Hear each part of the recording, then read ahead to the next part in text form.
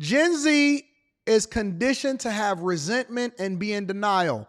I seen this cross my desk. I believe it was CNBC that was talking about this before we get into the reaction video. So make sure y'all hit a like for the algorithm, subscribe to the channel, and turn on your notifications. Let's talk about it. Pollster Frank. We only gonna spend 10 minutes. Let me put my timer on this. Put my 10-minute timer. 10 minutes. 10 minutes. And we only gonna talk about this for 10 minutes. Let's go. Luntz recently hosted a focus group with Gen Z voters, excuse me, ages 18 to 24 from around the country. I want to show you what they had to say about capitalism versus socialism. It's eye-opening. Socialism, because I think, frankly, capitalism is destroying our planet, where shareholders are going after profits at the expense of our environment, at the expense of the lives of humans. Ultimately, capitalism is what makes America, so sought after. It's why I see you, Jordan. See, Jordan didn't think we was gonna know who was talking. I had to scan the whole thing. And I would like to get this video. If anybody can find this video where I can see all of these young people running in the Victim Olympics, y'all send it to me. I see Sarah over there in the upper left-hand corner. Sarah got cat ears on. Jordan over here in the bottom right-hand corner. He's the one that probably has no mustache and he's complaining. We see a lot of people over here in front of the San Francisco Bridge. A lot of headphones on, a lot of hoodies. I see y'all. So it's a lot of people running in the Victim Olympics on this live stream. Okay. Go ahead, Jordan. Tell us about it. Everybody wants to come here, not the other way around. Capitalism encourages the exploitation of people. I think capitalism supports people who are already at the top. I'm actually the son of Cuban refugees. So I understand firsthand how the dangers of socialism, and specifically its link to authoritarianism, can really destroy a country. Joining us right now is pollster and political strategist Frank Luntz. He was the one who conducted that focus group, and it was pretty remarkable. I watched a large portion of it. Were you surprised by the language? The language, I was surprised. I was not surprised about the conclusion. Young people are always to the left. But when they use a word like exploitation, when they talk about corruption or greed, those send off bells to me, and I'm warning Washington, D.C., that all this anger and all this frustration with the economy, no, it's not good. No, it's not working for them. And you better pay attention to this, because these young people are not just writing off politicians. That's the easy thing to do. But here's the question then. Is the answer, when you say the government needs to be watching, right, that folks in Congress and the Senate need to be watching, there is a view among some, which is that to make it work for the American people better than it is today, the answer isn't necessarily capitalism per se, but it is, and it may be even more socialistic perspective, which is that we need to get more money into the hands of these people. And the question, of course, is how do you do that? Well, the key for them is that road, that opportunity, that direction. And all they're asking for is a fighting chance. And if they see Washington behaving in such ways to deny them that chance, to tax them so much, to regulate those so much, the litigation, all these things that are happening to capitalism is undermining our faith, our trust, and our confidence. Is that what you found, though, in the focus group itself? In the focus group itself, they want to know that it is a level playing field. So basically, they want to take us back. At what point in history has the playing field ever been level for anybody? You get dealt the cards that you dealt, and you leverage whatever it is that makes you unique in order to win. The fact that you grew up in the hood made you basically have hard or tougher skin, and you knew that you was at the bottom. And so what happened was, listen, I don't have nothing to lose. I'm going for everything. Where this guy is going to be apprehensive, I have nothing to lose. So what? I start at the bottom. I start back where it is that I came from. I'm never going back there anyway. It doesn't really make a difference. And so the mentality is what then puts you in a position. The majority of what success looks like, listen, bro, it's a fact. Most millionaires are new millionaires. Most millionaires are new millionaires. These are not people that inherited wealth. That is one of the biggest myths that come along with all of this cultural norm and diversity, equity, and inclusion and young people versus older people, most people become millionaires in their 50s, if they ever become a millionaire at all. A lot of the wealth that's generated in this country is from people that wind up migrating over here legally, sometimes illegally, but legally.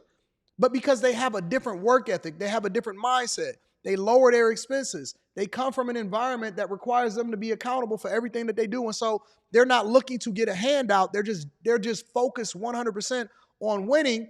For some reason, a lot of these younger people that's raised in this culture and raised in America today, they focus so much on what they feel like they're owed or making the playing field even. It's not life. They want it now. They on Instagram. They so focused on what everybody else is doing, and so they want to be able to vacation. Bro, you're not supposed to be vacationing in your early 20s. You're supposed to be grinding. What generation was just out here vacationing in their 20s? You had to go and get it, big dog. I don't understand why everybody wants a handout and they want to. I don't want an equal playing field. I don't need an equal playing field. I was so aggravated at this guy. I told Rita the other day, my attitude was so bad. It was so bad. And I don't even know if I should tell. Should I tell this story? What do you recommend? Don't tell this story? I'm going to give a general idea of it. I ran into a guy. I'm not going to say where or anything like that, but it was just mutual. It was a mutual, natural running into each other. And he was from a different culture. Let's just say that. He was not black. And we ran into each other. And it was just like, we started having conversations. And he got into his car and I got into my car. And we were very similar in a lot of ways as far as what our socioeconomic status was. But when I broke it down and I looked at the overall picture of where he was in life versus where I was in life and so many different aspects, it aggravated me. It aggravated me to my core. And this is the honest to God truth. It aggravated me so much that Rita could visibly see that it was something wrong with me. And she was like, what is going on? What is wrong with you? And I don't care. So, if you should be able to say whatever it is that's on your mind to the person that you lay next to and you got to close your eyes next to. And so because I live my life like an open book, especially with the person that I'm laying next to, I told her, I said, man, he beating me. It was the first time that I ever met him. And we shook hands, and I have nothing against him per se, but I'm so competitive, and I allow for people to expose my own personal flaws by leveraging that and using that as motivation for me to continue to win, that immediately I just started changing things that was in my life. As far as I am ahead in life in so many different aspects of my life, it bothered me so much that it forced me to make some adjustments to my own life because I can't just be able to identify another grown man that's legally, personally beating me in different aspects of my life and things that I can personally control. It bothered me to my core. It bothered me to my core. And it wasn't even bothering me on some, oh man, I don't like him. It bothered me in that I kind of mentally created a Rolodex in my mind that forced me to start looking at him as competition because I needed that motivation to push me to the next level. Whereas I was getting comfortable in a lot of ways, and a lot of the ways in which I was operating on a daily basis. I can't afford to get comfortable because it's people that is still competing against me even when they're not competing against me.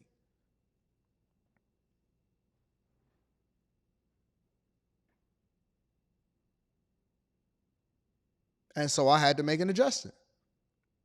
And it gave me more motivation.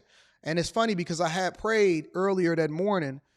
And one of my prayers, because I always am thankful, and I ask God and I say, hey, give me what it is that I need in order to be successful. What am I missing? What am I missing? I know it's something else that I'm supposed to be doing, but I'm getting a little bit too comfortable. And then I ran into this dude, and we had a 5-minute chat. And boy, did that junk burn me in the inside so much. And he didn't do nothing wrong. He was a good guy and all of this, but it burned me. It burned me to my core. And I am a very, very, very competitive person in every aspect of my life. And that was it. It set me off. It set me off. It really did. I started going over every aspect of my life with a fine-tooth comb. Sometimes you need that. You need that growth. But I don't think a lot of these young people today have that spirit in them.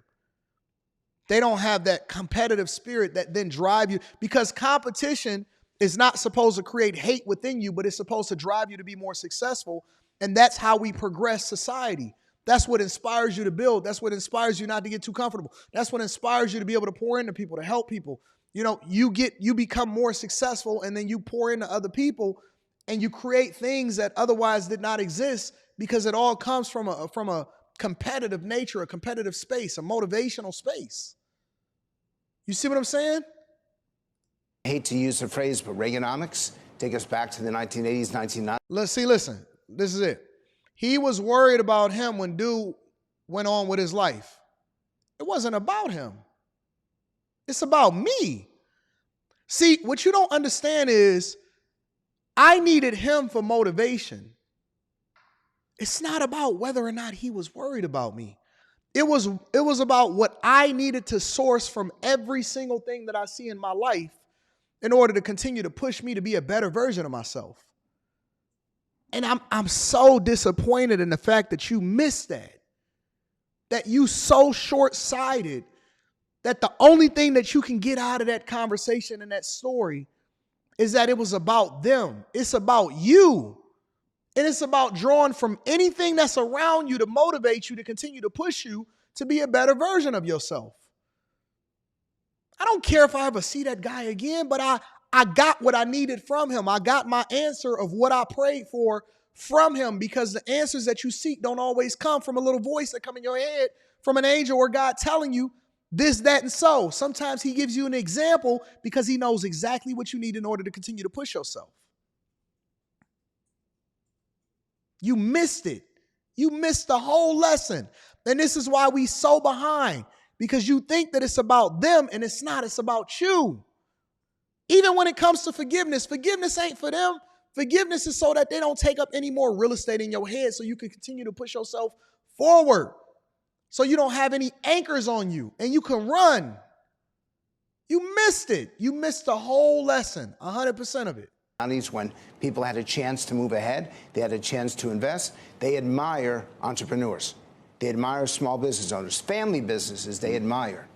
The big corporations, not so much. Right. And I wish that the business community also paid attention. When to Reagan this. said that only one generation at a time can understand that capitalism is what works, and we can't pass it down through our genes to our next generation. But we have to teach it, and that's the what problem. I mean. That's what he said. And in our schools, they're not in colleges now. They teach socialism. They tell the students that you're not getting a fair shake.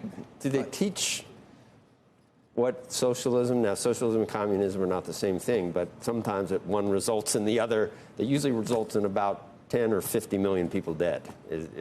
I mean, we've tried this. Well, we haven't done it right yet? Is it the same old excuse? We've tried socialism, we just haven't done it right yet, right? No, because I'm separating the politics. That's easy to get agitated. I don't want to get agitated. This I is just the had 2 core weeks of off. our economy. Let's show, because this speaks to some of this. Why do they keep why do they keep interrupting him instead of letting him get his rocks off? They are teaching socialism in colleges. They teaching socialism in everything that we do. Listen, in everything we do, they start giving you when you a child, they give you a participation trophy just for showing up. They give you points on your ACT and your SAT in order to just spell your name right. We're conditioning and we're creating a bunch of coddled people every single day, and they feel entitled. Even when I hear women talk about relationships, a lot of times they say what they deserve, not what they earn. They don't say I'm attracting what it is that I am, or I need to become a better person in order to be the man or be the woman that I need to be for my spouse. They say, I deserve this. And then everybody else give them positive affirmations. Oh, yes, you deserve this. No, you don't. No, you don't. And everybody shouldn't get a trophy. They're conditioning you to think like this from the time that you wake up all the way up into these indoctrination camps, and they think that they can protest their way to success. You can't. You got to earn it. The audience this. You asked a question about what America needs more of, meritocracy or equality. And I thought that was actually an interesting thing. A majority said they would choose equality. Take a look at this. Meritocracy has its place, and I think that people are often rewarded for how hard they work. But I don't think equality is the right word. I think maybe we should be talking about a third option, which is equity, because equality, I think, involves bringing some people down and raising others up. Whereas if we get everybody up just to the same starting place, then we really could have a shot at meritocracy being very fruitful for people. I think we can thrive under a meritocracy, but I think it's inherently not fair if we were to do that at the place we are now. Everyone needs to be at the same starting point. This is so dumb. That's an interesting conundrum, because we are all not at the same starting point, and the chances of that ever happening, I think, are nil. Exactly, and that's the challenge here. Our country is based on the idea that you do more, you get more. You do better, you make better. And this is challenging that exactly. In the end, I look at this as an entire generation that's been educated to have resentment, to have a sense of denial, and it's now coming true in how our young people respond. Throw one more word in there, an entitlement. Entitlement. They think that they are entitled. This is the generation that's done the least. Every generation gets weaker because we have to do the least. We don't even have hard jobs anymore. Half of y'all working from home. Y'all be working from home and still be complaining about the fact that you got to put in 40 hours. Half of the jobs that y'all got, y'all only really working 2 to 3 hours out of the day, and you complaining about it. Man, y'all ain't building no railroads, actually physically building no buildings. When y'all get in these plants, the robots is doing the majority of the work. All you got to do is focus, and you can't even stay awake half the time. It's so many coddled people in society, and it's not just generational Z. It's all of these generations. They all, 100% of them, 100% of them are feeling entitled, and they feel like they deserve something that they didn't earn. They even say tax the rich and give it to us. Man, how you gonna take something from somebody else and think that you deserve it?